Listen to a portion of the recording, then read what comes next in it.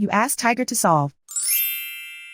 This deals with linear equations with one unknown.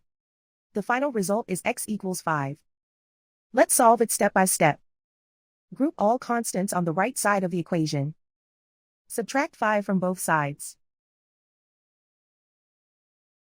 Group like terms. Simplify the arithmetic.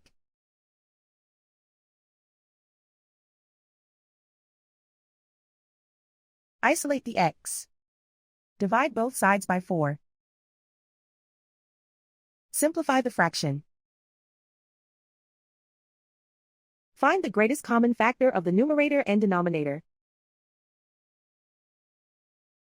Factor out and cancel the greatest common factor. And so the final result is x equals 5.